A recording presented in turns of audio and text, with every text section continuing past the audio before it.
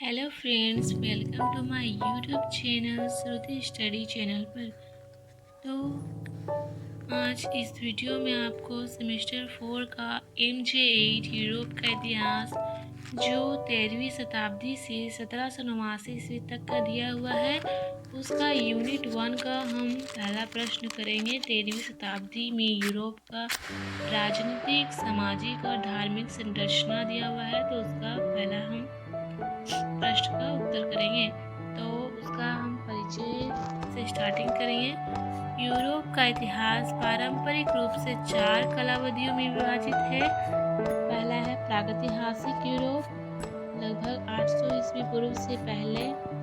दूसरा है शास्त्रीय पुरातनता, 800 ईस्वी पूर्व से 500 ईस्वी तक। तीसरा है मध्य युग, 500 से 1500 ईस्वी तक। चौथा है आधुनिक युग, 1500 ईस्वी से तक जो चल रहा है। मध्यकालीन यूरोप की एक प्रमुख विशेषता सामंतवाद थी। रोमन साम्राज्य के पतन के बाद यूरोप में उनके छोटे छोटे बन गए और उनकी शक्ति भी क्षीण हो गई। इन राज्यों के राजाओं ने धन के अभाव में राज्य की भूमि को अपने विश्वास पात्र सामंतों में बांट दिया और युद्ध के समय उनसे सैनिक सहायता लेनी प्रारंभ कर दी। फिर हम देखेंगे मध्यकालीन यूरोपीय समाज मुख्यतः 3 वर्गों में विभाजित था। पहला था पादरी वर्ग, दूसरा सामंत वर्ग, तीसरा सामान्य जनता। तो पहला हम देखेंगे, पहला पॉइंट में लिखेंगे पादरी वर्ग। समाज में सर्वोच्च वर्ग पादरियों का था, जो ईश्वर की सेवा के साथ साथ सामान्य जन की मुक्ति के लिए भरसक प्रयास करता था। मध्यकालीन यूरोपियन समाज पादरी वर्ग से बहुत अधिक प्रभावित था। प्रत्येक राष्ट्र के बहुधा सभी भागों में अनेक गिरजाघर स्थापित थे, जो ग्रामीण जीवन के मुख्य केंद्र होने के साथ साथ पूजा स्थलों तथा बाजार के सबसे आकर्षक स्थल थे। जो ग्रामीण जीवन के मुख्य केंद्र जो होते थे, उसके साथ साथ पूजा स्थल तथा बाजार के सबसे आकर्षक स्थल थे। युद्ध के समय इन गिरजाघरों का प्रयोग यहाँ गलती से यहाँ प्रयोग का प्रयोग 2 बार लिखा गया है, तो लिख लीजिएगा आप एक बार। आश्रय स्थान के रूप में किया जाता था। यदि बाजार अथवा गांवों के श्रमिक इन गिरजाघरों में विशेष वेदी तथा पूजा स्थलों का निर्माण करते थे। गिरजाघर की घंटी जनता को पूजा समारोह के लिए आह्वान के अलावा उन्हें आने वाले खतरे का भी सूचना देती थी कि घंटी के प्रतिध्वनि में आने वाले तूफान तथा भूत प्रेतों से सुरक्षा करने की शक्ति थी। गैर धार्मिक मामलों में भी पादरी वर्ग प्रभावशाली था, क्योंकि अनेक पादरी स्थापित भूस्वामी थे। बड़े पादरी भी अन्य सामंतों की तरह अपना कर व पावना वसूलते थे। वे सैनिक सेवा के बदले में धन ग्रहण करते थे। जिन राजाओं या शक्तिशाली सामंतों से उन्हें भूमि मिली होती थी, उनका सामंतों पावना स्वयं भी चुकाते थे। पादरी सामान्य जनता को ऋण भी देते थे। आर्क बिशप तथा मठाधीश राजाओं के परामर्शदाता भी होते थे तथा पादरी राजनीतिक रूप से भी प्रभावशाली होते थे। पादरियों की आय भी बहुत होती थी। पादरी का जो आय था वो बहुत ज़्यादा होता था। आम लोगों की तुलना में, आम वर्ग की तुलना में पादरी वर्ग का आय ज़्यादा हो जाता। वे बहुमूल्य वस्त्र रत्न धारण करने के साथ साथ भव्य प्रसादों तथा घोड़ों का भी प्रयोग करते थे। वे जो हैं बहुमूल्य वस्त्र धारण करते थे और रत्न भी, और उसका साथ साथ जो है भव्य प्रसादों और घोड़ों का भी प्रयोग करते थे। उस समय चर्च ज्ञान, कला, चिकित्सा तथा कानून का संरक्षक था। निर्धन तथा रोगी व्यक्तियों का चर्च के माध्यम से मदद प्राप्त होती थी तथा वैज्ञानिकों, चिकित्सकों तथा लेखकों को प्रश्रय मिलता था, परंतु यह सब व्यवहार में गिरजाघरों द्वारा न होकर मठ के द्वारा ही होता था। ईसाई मठ आत्मनिर्भर के प्रतीक थे। इनके अपने निर्माण कक्ष, खेत, खलिहान तथा बाग आदि होते थे।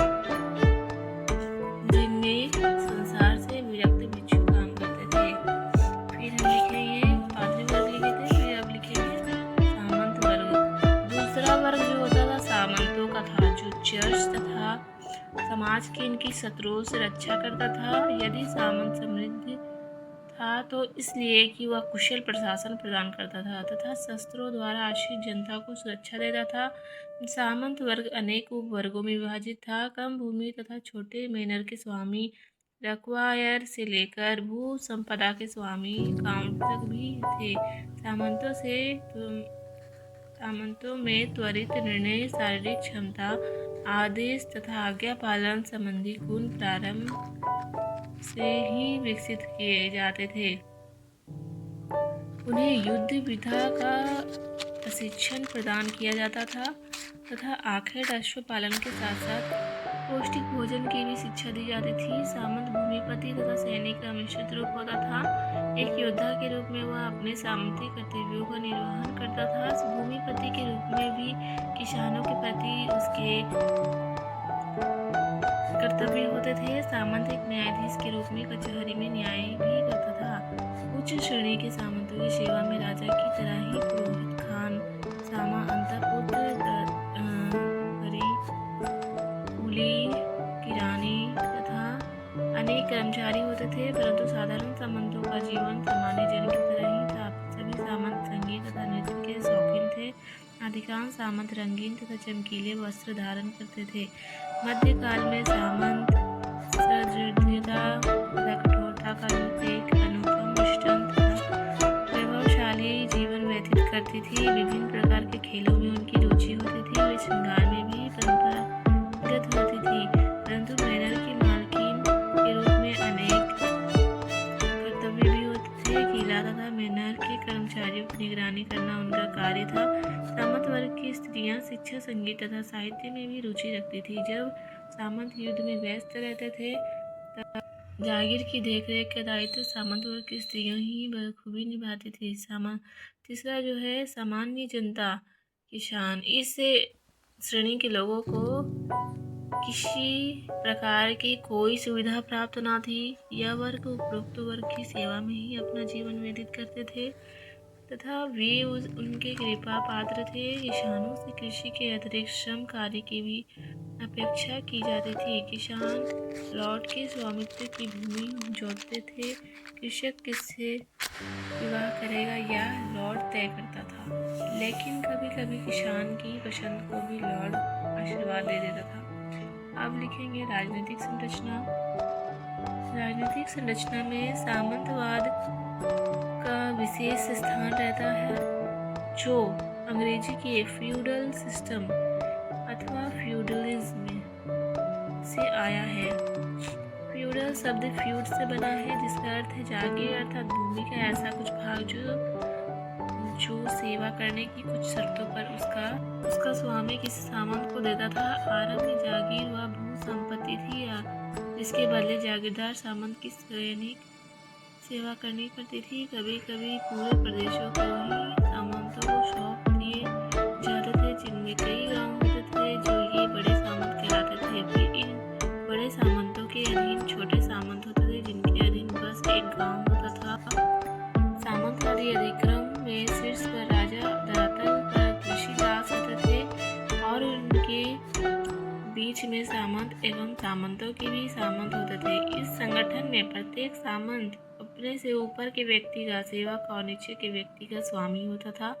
राजा से इनका संबंध नाम मात्र का इतना ही होता था कि आवश्यकता अनुसार राजा को ये सैन्य सहायता उपलब्ध कराते थे।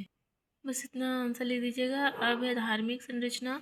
यूरोप के इतिहास को गति एवं दिशा देने में सामंतवादी व्यवस्था से भी अधिक महत्वपूर्ण भूमिका चर्च की थी। पूर्वी रोमन साम्राज्य के शासक कॉन्स्टेंटाइन महान 323 से 337 ईस्वी तक चला था। 313 ईस्वी में एक आज्ञा पत्र द्वारा ईसाई धर्म को कानून सम्मत घोषित कर राजधर्म बना दिया था। यूरोपीय समाज तथा युगीन समाज का विश्वास था कि पादरी लोग अपनी प्रार्थनाओं के द्वारा उन्हें बीमारी, युद्ध, प्राकृतिक प्रकोप एवं दैवीय विपत्तियों आदि से बचा सकते हैं। चर्च का संगठन पोप, महाधर्माध्यक्ष, आर्कबिशप, महाधर्माध्यक्ष, ये समझने के लिए आप इसे लिख सकते हो। का जो संगठन था वो कैसा था? पहला पोप था, फिर उसके महाधर्माध्यक्ष फिर बिशप एबट, इसको बोलेंगे पाद्री, साधु, मार्क। हम समाज में हमारे धर्मावलंबन ईसाई चर्च एक सशक्त संगठन था। चर्च का सर्वोच्च अधिकारी पोप होता था। चर्च का सर्वोच्च अधिकारी होता था पोप। साधारण समाज के सरल विश्वास के आधार पर उसकी शक्ति अत्यधिक बढ़ गई थी। समस्त पश्चिमी और मध्य यूरोप गिरजाघरों के संगठन के आधार पर प्रांतों में विभक्त था। प्रांत में सबसे बड़ा धर्माधिकारी धर्माध्यक्ष, वो जो पहले देखे ना वही उसको समझ लेना है बस, फिर उसको हम इसमें अच्छे से लिखेंगे।